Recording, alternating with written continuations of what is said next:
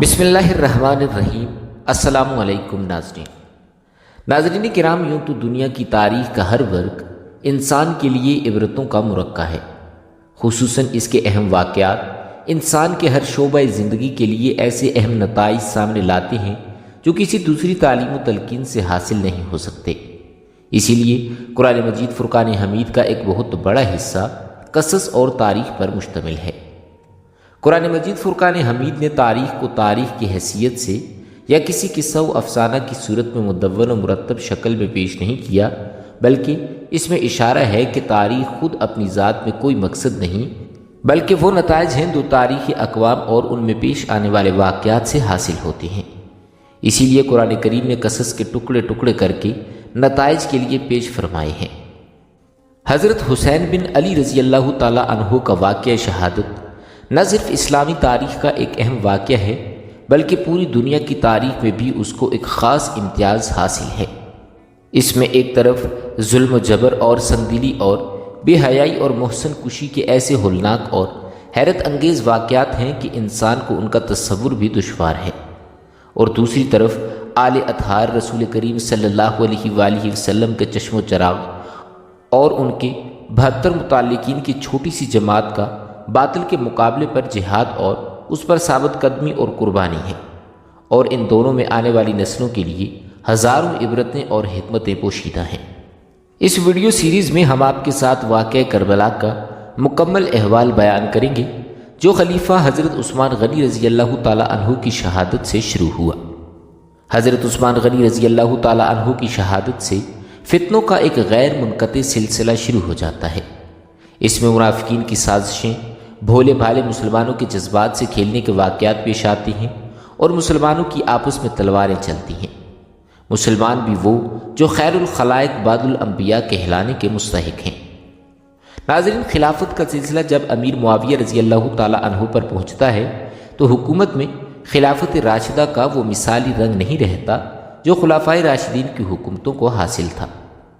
امیر معاویہ رضی اللہ تعالی عنہ کو مشورہ دیا جاتا ہے کہ زمانہ سخت فتنوں کا ہے، آپ اپنے بعد کے لیے کوئی ایسا انتظام کریں کہ مسلمانوں میں پھر تلوار نہ نکلے اور خلافت اسلامیہ پارا پارا ہونے سے بچ جائے۔ اس کے ساتھ ہی امیر معاویہ رضی اللہ تعالی عنہ کے بیٹے یزید کا نام مابعد کی خلافت کے لیے پیش کیا جاتا ہے۔ کوفہ سے 40 مسلمان آتے ہیں یا پھر بھیجے جاتے ہیں کہ معاویہ رضی اللہ تعالیٰ عنہ سے اس کی درخواست کریں کہ آپ کے بعد آپ کے بیٹے یزید سے زیادہ کوئی قابل اور ملکی سیاست کا ماہر نظر نہیں آتا، اسی لیے بیعت خلافت لے لی جائے۔ حضرت امیر معاویہ رضی اللہ تعالیٰ عنہ کو شروع میں کچھ تعطل بھی ہوتا ہے، اپنے مخصوصین سے مشورہ کرتے ہیں، ان میں اختلاف ہوتا ہے،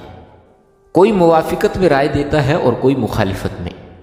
یزید کا فسق و فجور بھی اس وقت تک نہیں کھلا تھا، اور بالآخر بیعت یزید کا ارادہ کر لیا جاتا ہے۔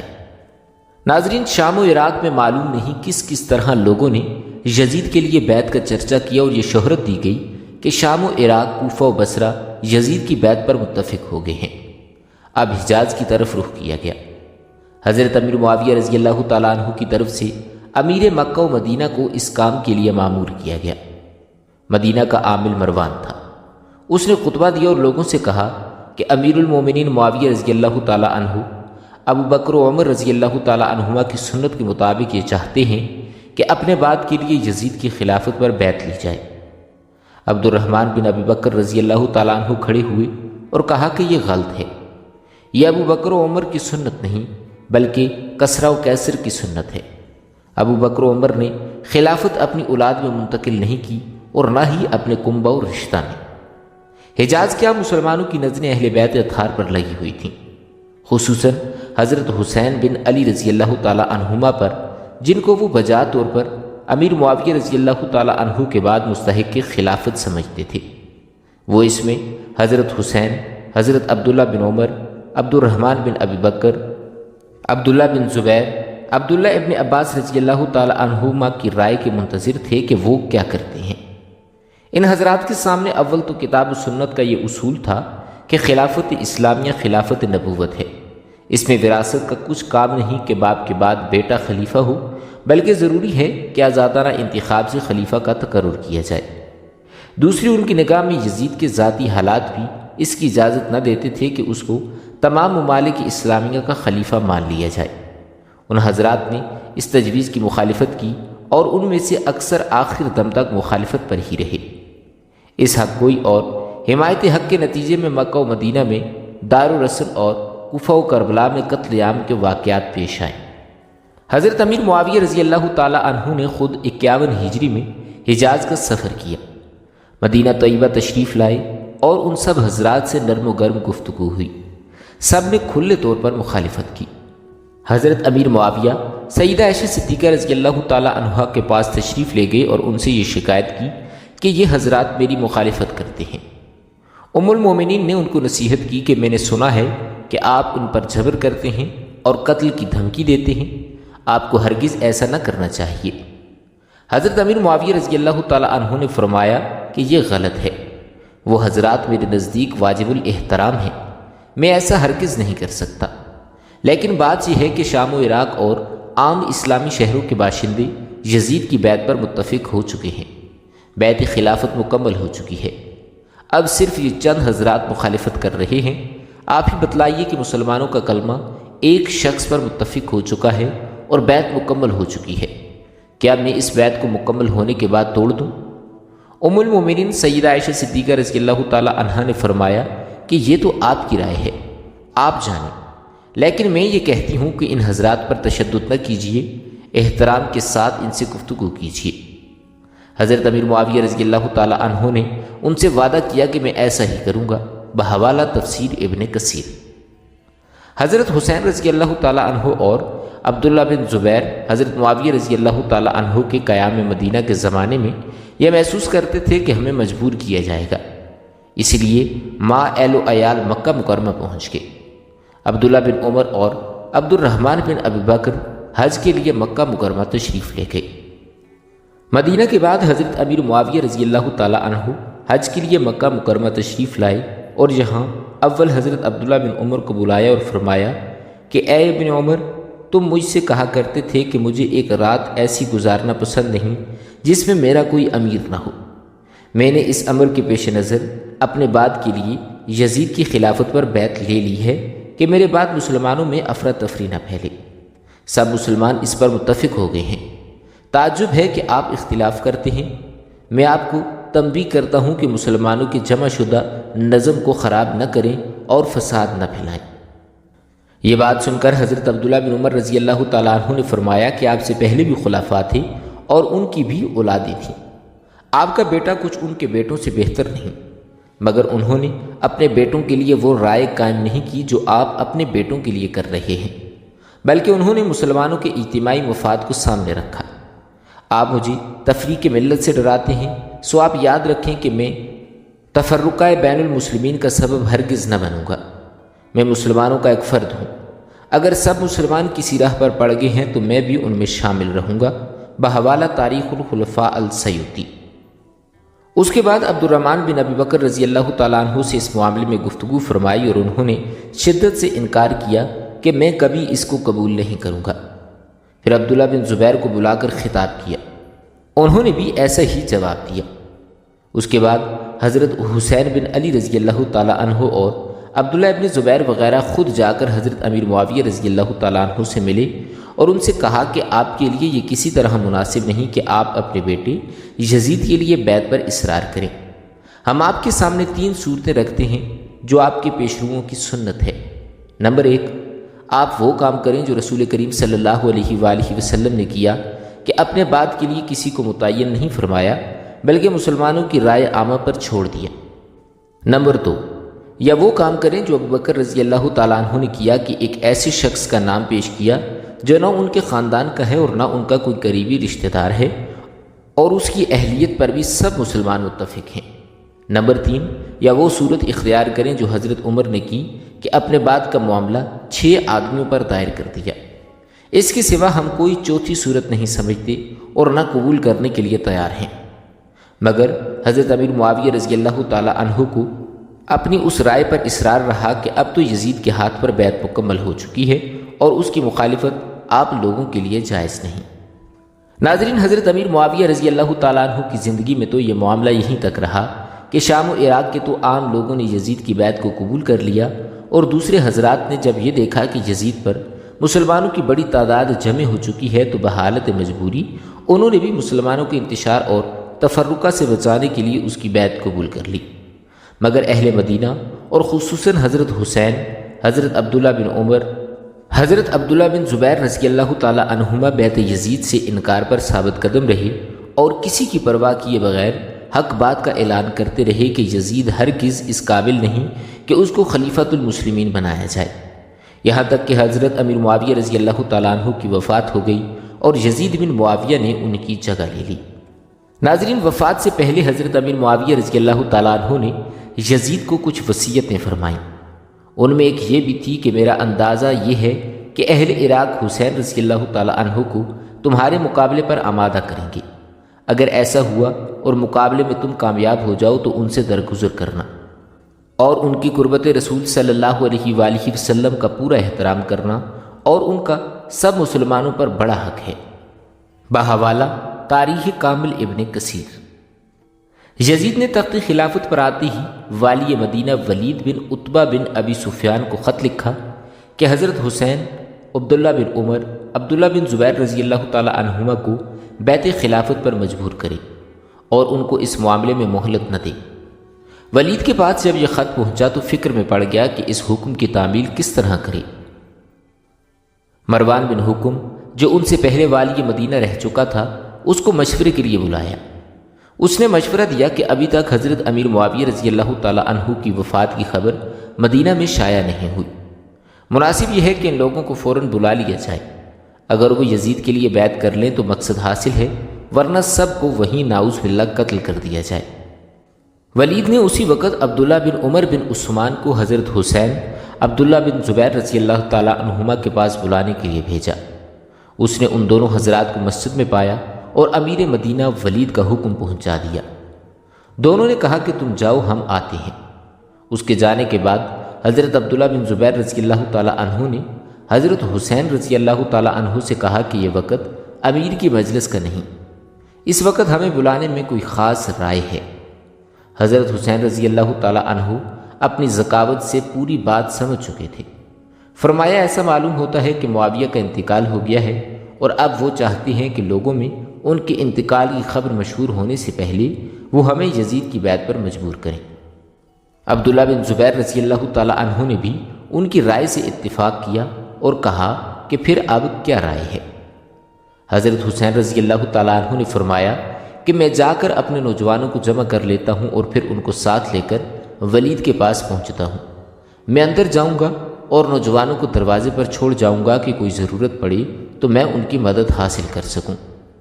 اس قرارداد کے مطابق حضرت حسین رضی اللہ تعالی عنہ ولید کے پاس پہنچے، وہاں مروان بھی موجود تھا۔ حضرت حسین رضی اللہ تعالی عنہ نے سلام کے بعد اول تو ولید اور مروان کو نصیحت کی کہ تم دونوں میں پہلے کشیدگی تھی، اب میں آپ دونوں کو جمع دیکھ کر خوش ہوا اور دعا کی کہ اللہ تعالیٰ آپ دونوں کے تعلقات خوشگوار رکھے۔ اس کے بعد ولید نے یزید کا خط حضرت حسین رضی اللہ تعالیٰ عنہ کے سامنے رکھ دیا، جس میں حضرت معاویہ رضی اللہ تعالیٰ عنہ کی وفات کی خبر اور اپنی بیعت کا تقاضا تھا۔ حضرت حسین رضی اللہ تعالیٰ عنہ نے سیدنا امیر معاویہ کی وفات پر اظہار غم و افسوس کیا اور بیعت کے متعلق فرمایا کہ میرے جیسے آدمی کے لیے یہ مناسب نہیں کہ خلوت میں پوشیدہ طور پر بیعت کر لوں، مناسب یہ ہے کہ آپ سب کو جمع کریں اور بیعت خلافت کا معاملہ سب کے سامنے رکھیں، میں اس وقت حاضر ہوں گا، جو کچھ ہوگا سب کے سامنے ہو جائے گا۔ ناظرین، ولید ایک عافیت پسند انسان تھا۔ اس بات کو قبول کر کے حضرت حسین رضی اللہ تعالی عنہ کو واپسی کی اجازت دے دی، مگر مروان نے ان کے سامنے ہی کہا کہ اگر حسین اس وقت تمہارے ہاتھ سے نکل گئے تو پھر کبھی تمہیں ان پر قدرت حاصل نہ ہوگی۔ میرا خیال ہے کہ آپ ان کو روک لیں اور جب تک بیعت نہ کی جائے ان کو جانے نہ دیں، ورنہ قتل کر دیں۔ حضرت حسین رضی اللہ تعالیٰ عنہ نے مروان کو سخت جواب دیا کہ تو کون ہوتا ہے جو ہمیں قتل کروائے، اور پھر آپ یہ فرما کر وہاں سے نکل آئے۔ مروان نے ولید کو ملامت کی کہ تو نے موقع ضائع کر دیا۔ ولید نے کہا کہ خدا کی قسم، مجھے ساری دنیا کی سلطنت اور دولت بھی اگر اس کے بدلے میں ملے کہ میں حسین کو قتل کر دوں تو میں اس کے لیے تیار نہیں۔ قیامت کے روز حسین کے خون کا مطالبہ جس کی گردن پر ہو وہ نجات نہیں پا سکے گا۔ اس کے بعد حضرت عبداللہ بن زبیر رضی اللہ تعالیٰ عنہ اپنے بھائی جعفر کو ساتھ لے کر راتوں رات مدینہ سے نکل گئے۔ جب وہ تلاش کرنے پر ہاتھ نہ آئے تو حضرت حسین کا تعاقب کیا۔ حضرت حسین رضی اللہ تعالیٰ عنہ نے بھی یہی صورت اختیار کی کہ اپنی اولاد اور متعلقین کو لے کر مدینہ سے نکل گئے اور دونوں مکہ مکرمہ پہنچ کر پناہ گزین ہو گئے۔ یزید کو جب اس واقعے کی اطلاع ملی تو ولید بن عتبہ کی سستی پر محو ہو کر اس نے ان کو معزول کر دیا اور ان کی جگہ عمر بن سعید اشتق کو امیر مدینہ بنایا اور ان کی پولیس کا افسر حضرت عبداللہ بن زبیر رضی اللہ تعالی عنہ کے بھائی عمر کو بنایا، کیونکہ اس کو معلوم تھا کہ ان دونوں بھائیوں میں شدید اختلاف ہے۔ عمر بن زبیر عبداللہ بن زبیر رضی اللہ تعالیٰ عنہ کی گرفتاری میں کوتاہی نہیں کرے گا۔ عمر بن زبیر نے پہلے تو رؤسائے مدینہ میں جو لوگ حضرت عبداللہ بن زبیر کے حامی تھے ان سب کو بلا کر سخت تشدد کیا اور مار پیٹ کے ذریعے ان پر رعب جمانا چاہا۔ اس کے بعد بمشورہ عمر بن سعید 2000 جوانوں کا لشکر لے کر حضرت حسین اور عبداللہ بن زبیر رضی اللہ تعالی عنہما کی گرفتاری کے لیے مکہ مکرمہ روانہ ہوا۔ ابو شریق خزائی نے عمر بن سعید کو اس حرکت سے روکا کہ مکہ مکرمہ میں قتل و قتال جائز نہیں، جو لوگ حرم مکہ میں پناہ گزین ہیں ان کو گرفتاری کے لیے بھیجنا خدا تعالیٰ کی حدود کو توڑنا ہے، مگر عمر بن سعید نے ان کی بات نہ مانی اور حدیث میں تعویلیں کرنے لگا۔ بہرحال عمر بن زبیر 2000 کا لشکر لے کر روانہ ہو گیا اور مکہ سے باہر قیام کر کے اپنے بھائی عبداللہ بن زبیر کے پاس آدمی بھیجے کہ مجھے یزید کا یہ حکم ہے کہ تمہیں گرفتار کروں۔ میں مناسب نہیں سمجھتا کہ مکہ مکرمہ کے اندر قتل و قتال ہو، اسی لیے تم خود کو میرے حوالے کر دو۔ عبداللہ بن زبیر رضی اللہ تعالیٰ عنہ نے اپنے چند نوجوانوں کو اس کے مقابلے کے لیے بھیج دیا، جنہوں نے اس کو شکست دی اور عمر بن زبیر نے ابن علقمہ کے گھر میں پناہ لی۔ دوسری طرف جب حضرت حسین رضی اللہ تعالیٰ عنہ مدینہ سے نکلے تو راستے میں عبداللہ بن متی ملے۔ دریافت کیا کہ آپ کہاں جا رہے ہیں؟ فرمایا کہ اس وقت تو میں مکہ مکرمہ جا رہا ہوں، اس کے بعد میں استخارہ کروں گا کہ کہاں جاؤں۔ عبداللہ بن متی نے کہا کہ میں ایک خیر خواہانہ مشورہ دیتا ہوں کہ آپ مکہ میں ہی رہیں، خدا کے لیے آپ کوفہ کا رخ نہ کریں، وہ بڑا منحوس شہر ہے، اس میں آپ کے والد ماجد قتل کیے گئے اور آپ کے بھائی کو بے یار و مددگار چھوڑ دیا گیا۔ بہرحال حضرت حسین رضی اللہ تعالیٰ عنہ مکہ مکرمہ میں پہنچ کر مقیم ہو گئے اور اطراف کے مسلمان ان کی خدمت میں آنے جانے لگے۔ ادھر جب اہل کوفہ کو حضرت معاویہ رضی اللہ تعالیٰ عنہ کی وفات کی خبر ملی اور یہ کہ حضرت حسین اور عبداللہ بن زبیر رضی اللہ تعالیٰ عنہما نے بیعت یزید سے انکار کر دیا تو کچھ حضرات شایعہ سلیمان بن سرد حزائی کے مکان پر جمع ہوئے اور حضرت حسین رضی اللہ تعالیٰ عنہ کو خط لکھا کہ ہم بھی یزید کے ہاتھ پر بیعت کرنے کے لیے تیار نہیں، آپ فوراً کوفہ آ جائیں، ہم سب آپ کے ہاتھ پر بیعت کریں گے اور یزید کی طرف سے کوفہ کے امیر نعمان بن بشیر کو یہاں سے نکال دیں گے۔ اس کے 2 روز بعد اسی مضمون کا ایک اور خط لکھا اور دوسرے خطوط حضرت حسین رضی اللہ تعالیٰ عنہ کے پاس بھیجے، جس میں یزید کی شکایات اور اس کے خلاف اپنی نصرت و تعاون اور حضرت حسین رضی اللہ تعالیٰ عنہ کے ہاتھ پر بیعت کرنے کا یقین دلایا گیا، اور چند وفود بھی حضرت حسین رضی اللہ تعالیٰ عنہ کے پاس بھیجے۔ حضرت حسین رضی اللہ تعالیٰ عنہ وفود اور خطوط سے متاثر ہوئے، مگر حکمت و دانشمندی سے یہ کیا کہ بجائے خود جانے کے اپنے چچا زاد بھائی مسلم بن عقیل کو کوفہ روانہ کیا اور ان کے ہاتھ یہ خط لکھ کر بھیجا: بعد سلام مسنون، مجھے آپ لوگوں کے خط ملے اور حالات کا اندازہ ہوا، میں اپنے چچا زاد بھائی مسلم بن عقیل کو تمہارے پاس بھیجتا ہوں تاکہ وہ حالات کا جائزہ لے کر مجھے خط لکھے، اگر وہ حالات کی تحقیق کرنے کے بعد مجھے خط لکھیں گے تو میں فوراً کوفہ پہنچ جاؤں گا۔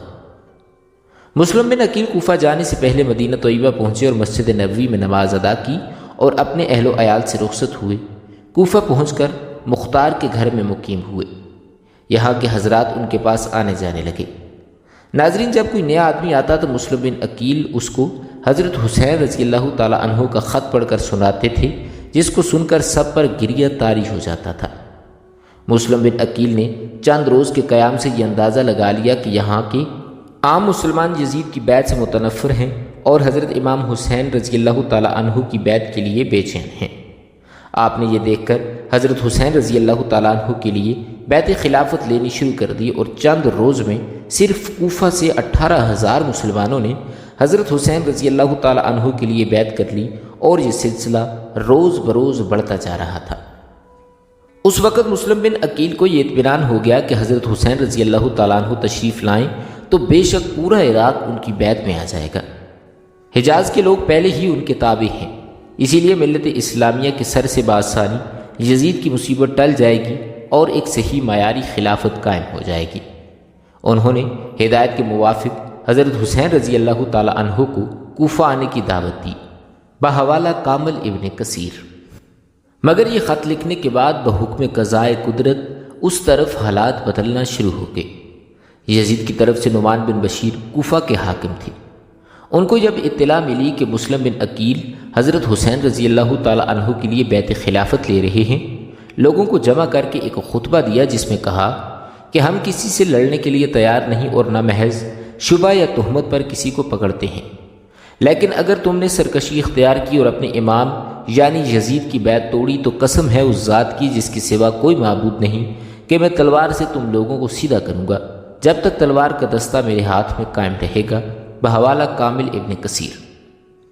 عبداللہ بن مسلم بن سعید خزرمی جو بنی امیہ کا حلیف تھا، یہ خطبہ سن کر کھڑا ہوا اور بولا کہ جو حالات آپ کے سامنے ہیں ان کی اصلاح بغیر تشدد کے نہیں ہو سکتی، اور جو رائے آپ نے اختیار کی ہے یہ کمزور اور بزدلوں کی رائے ہے۔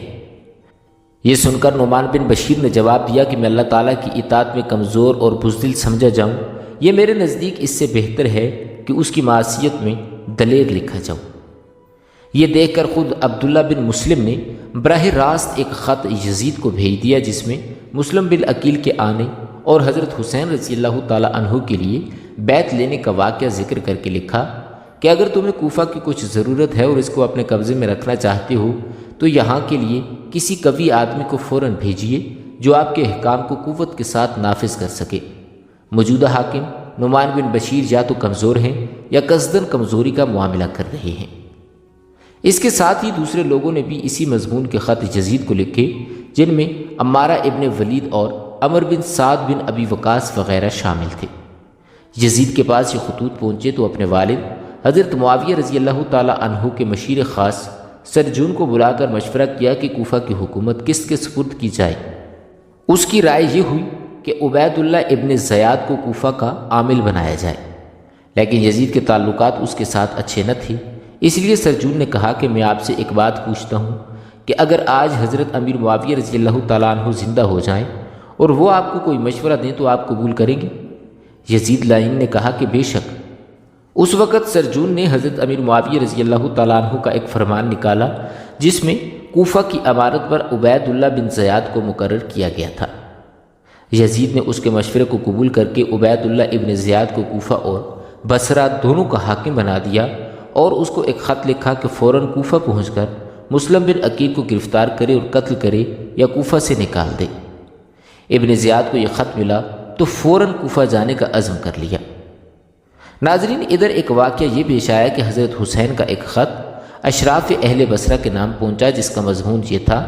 کہ آپ لوگ دیکھ رہے ہیں کہ رسول کریم صلی اللہ علیہ وآلہ وسلم کی سنت مٹ رہی ہے اور بدعات پھیلے جا رہی ہیں۔